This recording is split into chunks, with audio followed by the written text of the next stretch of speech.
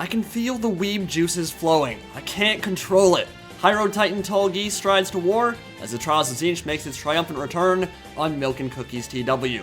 Every time I look at that gorgeous thing, I'm reminded of lazy afternoons watching Toonami and Gundam Wing, so that's the vibe we're going for here. Nostalgia. So join me as we journey to Jaburo and watch as the Tomb Kings and Earthsphere Alliance kill each other for control of the colonies. Alright, I'm done with the Gundam references, but this is SFO Grimhammer, and it's autogen armies for both sides, which means we have no control over what was picked. Whatever Tzeentch gives us, that is what we're stuck with, and in this case, it made for a really awesome battle. So it's High Queen Khalida and Volkmar the Grim, Indie Pride, and Dino's Bar and Grill, and there's about to be blood on the sand. So, let's go over army compositions. Carroburg Greatswords are on the field, and so too are the Reichsguard of the Empire, and we're going to be seeing some pretty crazy autogen armies on both sides. So for the Tomb Kings, the Cropless Knights Monstrous Cav are one of the highlights. Non-Halberd version have bonus versus infantry in SFO Grimhammer and crazy good stats, so they can mulch their way through a front line, no problem, but will trade pretty poorly into high tier Cav and monsters. Some skeleton horsemen out on the flanks, and let's take a look at this Hierotitan, the big daddy, kind of the centerpiece unit for the Tomb Kings here. They have an absurd HP pool in SFO, and honestly, I think it's one of the only ways to make them actually viable in multiplayer. They're just way too slow and not nearly tanky enough in vanilla, and basically just carry around a sign that says, shoot me. So we'll see how Tallgeese does in this one. For the Lore of Death Lich Priest, every spell in his arsenal will be wielding the Wind of Shaiish, and as Khalida strides forward, we've got Usirian's Legion of the Netherworld, a Legion of Legend from the Tomb Kings campaign. All those special units are available in SFO, and we rolled for these bad boys here, and they are strong. Ethereal, high melee attack, high weapon damage, bonus versus infantry. They are a tough proposition for anything on the Empire roster, except silver bullet handguns. And Outriders are way scarier in Grimhammer as well. Shieldbreaker and high AP damage makes them quite a bit more DPS oriented than they are in vanilla. And as we look at the Empire Army, handguns, Empire Knights, Hellblaster Volley Gun, an Empire Captain, Demigryph Knights with Halberds, and the Carroburg Greatswords. Fantastic legendary unit. They get a passive boost to their stats when they're making their last stand. And they're right in the center of the army, and they are probably going to be one of the toughest units to bring down on the Empire roster because their DPS is pretty crazy, and that melee defense boost they get when they're losing combat really helps them stick out in melee for a very long time. So as we get the game underway, Empire moving up to get some pot shots with those shield-breaking Outriders. They'll be shooting into the Skeleton Spearmen early, but that Hellblaster Volley Gun is one of the scariest units on the Empire side of things because they can tear through entire blocks of infantry in seconds. You saw when we moused over it, 1,700 missile damage, and they've got 4 of those cannons that alternate fire, really fast rate of fire, high DPS. They're going to be a big issue for just about anything that gets into range. I mean, single entities won't take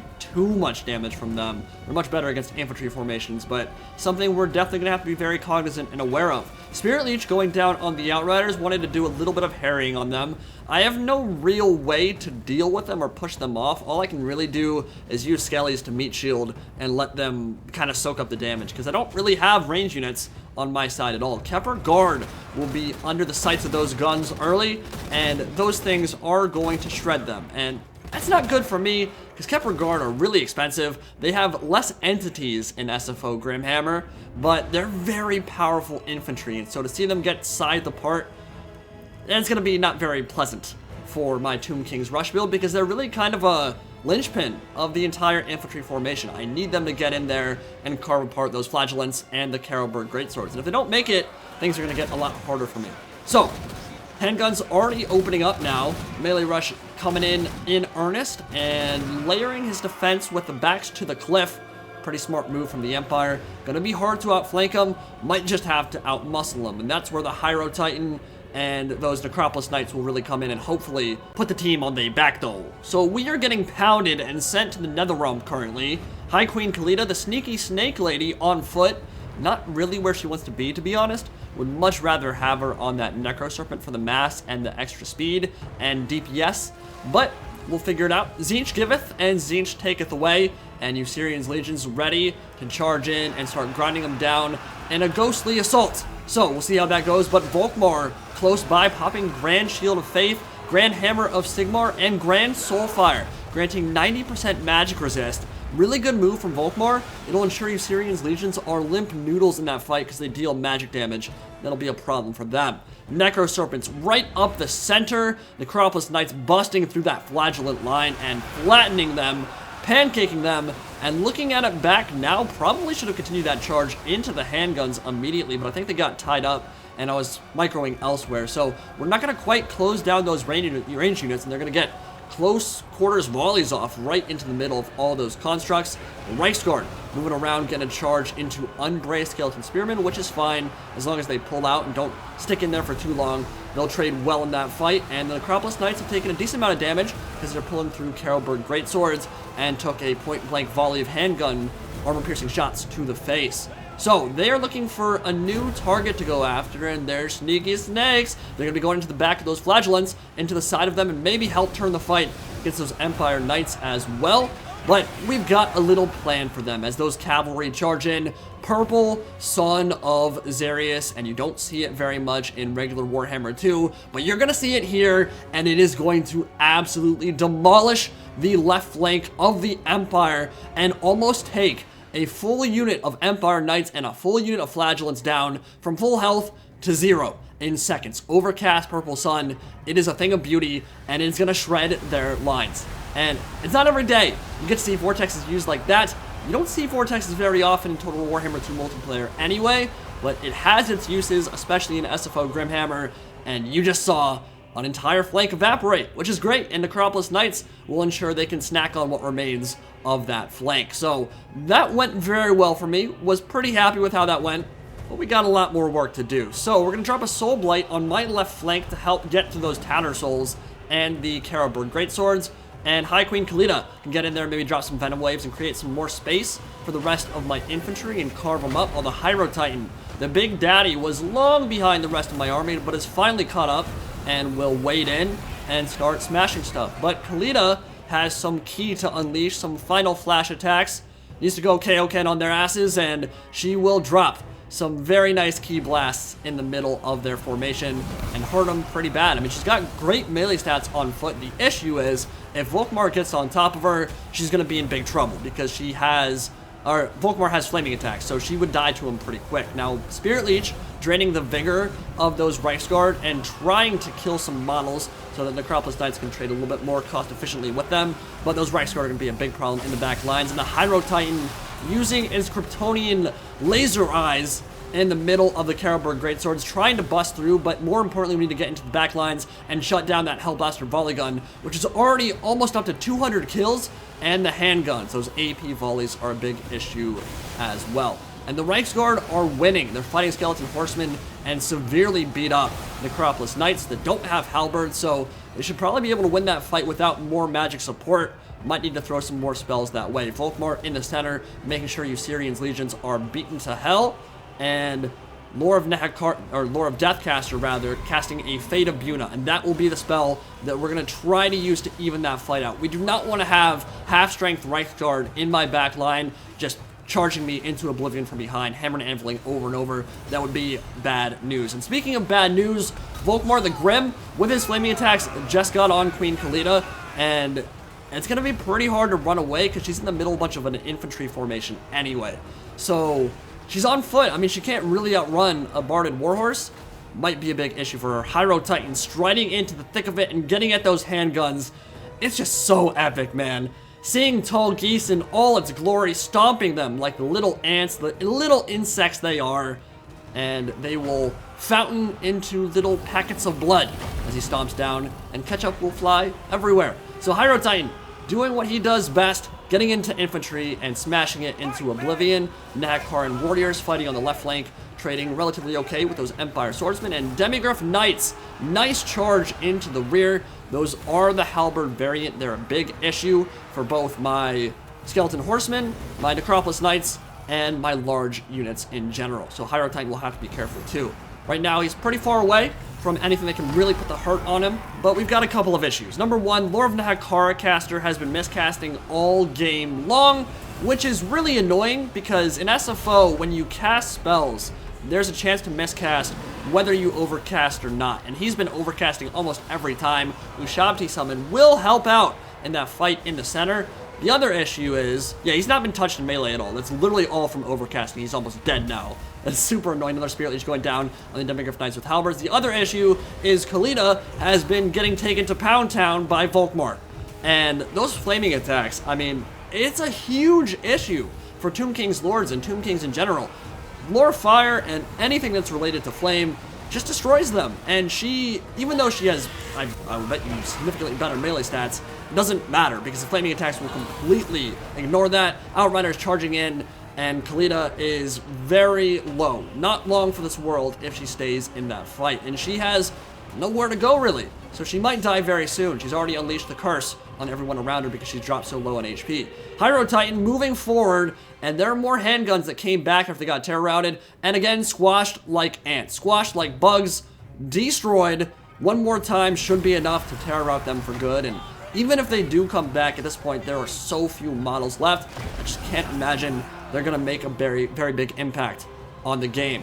More of those handguns getting tied up. Empire Captain getting beaten on by the key blast from Khalida, but Volkmar is fine. And I'd actually say right now the middle of the engagement is going the way of the Tomb Kings, but the artillery is still online. Volkmar is still a gigantic issue for the undead, and Outriders still exist. Demigryphs still exist. Both sides are very beaten up. This looks like it might go down to the wire. I mean, Hierotitan's got a ton of HP left. That will be hard to cut through. But Volkmar also has a pretty decent amount of HP left, and that ward save is going to raise the effective HP of all the units that remain for the Empire straight to the roof. And he can continue dropping those Grand Soulfires in the middle of the Tomb King's blob that's developed. And Khalida looks like she's 1 or 2 hits from death. A lot of terror routing on the Empire side of things, but Khalida, yeah, she is getting gooned by the Empire Captain and by Volkmar, who don't really care about anything that's in that fight at the moment. There's the Ushabti are about to completely crumble. Khalida's 2 hits from death, rolling around, doing some ninja stuff, with their friends. Hierotitan come in to support, but nice rear charge from the Demigryph Knights with halberds, and Khalida, she's on life support. Volkmar, 1 more attack from those flaming hammers of Sigmar would be more than enough to bring her down. She's crumbling. And 1 more pimp slap, that's it. Khalida's out of the fight, she just died. Okay, so, big issue for the Tomb Kings now, they don't have leadership. Lord of Nehekara caster killed himself with 1,000,000 backlash damages from the warp. The Kepler Guard are somehow still alive. Look at that, they've got 8 models left, but they're still fighting, and they're not regenning because they're actually at full HP, which is hilarious. All the models that remain are at their fullest extent of HP, so the regen is kicking in, but it's kicked it to its fullest potential. And 8 Kepler Guard are running around chasing Outriders, and they actually just killed a model on those guys as they tried to run away. And so now it's a mobile terror platform, basically. Keep the Hierotitan in the middle of what remains of the Tomb King's line. Balance bar is still in the favor of the Empire because they have Outriders, they have Demis, and Volkmar's in good shape. I just realized, I keep saying Lore of Nehekara caster. I mean caster from Nehekara. It's a Lore of Death caster. But laser beams straight from the Hierotitan's eyes, and that will kill the artillery crew. But I did nothing to shut down the Hellblaster volley gun. They got all of their ammo used up, and that's been a big problem. Because when you let Artie fire the entire game and have no real way of shutting it down, things can get bad pretty quick. And they got well over 200 kills on high-value stuff, too. I mean, the Kepler Guard, the reason they're so beat up right now, I don't know how they're still alive. They're actually, models are still existing. Hold up, we got not a Soul Quench, but a Shem's Burning Gaze busting forward from the Hierotitan's chest piece. And they'll go straight for Volkmar and do 1,300 damage. My lord, that just sent him straight to the Netherrealm. He was at 2,700 HP, and I think he went down to 1,300 or 1,400. That hurt. And I also just realized Volkmar doesn't have the Jade Griffin. He doesn't have regen because this is Trials of Tzeentch. You cannot equip items like that in Trials of Tzeentch. So he has no way of regenning that health. Ward save is super gonna help, and balance bar is pretty much even. Demigryph Knights very low, Outriders don't really want to be in melee, but look at what remains of the Tomb King's army. Almost nothing. It's really just up to the Hierotitan. The skeletons really don't have a lot of killing power left in them. Hierotitan is beginning to crumble and disintegrate.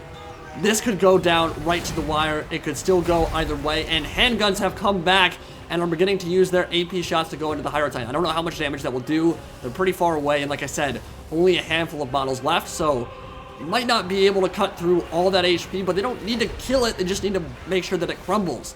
And once it drops below a certain threshold, it'll kill itself, basically. So Skeleton Horsemen chased a bunch of the Reichsguard off the map, and they're coming back now, finally, and charging into the demis. And this cav engagement going to be so important, hitting them in place. If the Hierotitan can move forward and charge into their rear, could be mass rout city for the Empire. A lot of wavering, a lot of crumbling on both sides. Volkmar's still in it, but the Empire Captain is out, 50 HP. He's had enough of this. Demi's just routed. Outriders, low leadership, but have not routed quite yet. Volkmar, if he can get on top of the Hierotitan, they can maybe win it. But I'd say, looking at what remains for both sides, that Hierotitan is going to be incredibly tough to bring down. Even in a 1v1, I'm not sure Volkmar could do it. I don't think that Hierotitans are susceptible to flaming attacks because they're a construct. Could be wrong, but another Shem's Burning Gaze. Going to take out a few Outriders, take Volkmar down to slivers of HP, and he will rout, and that will be your battle. Super close. Could have gone either way, all the way up until the end.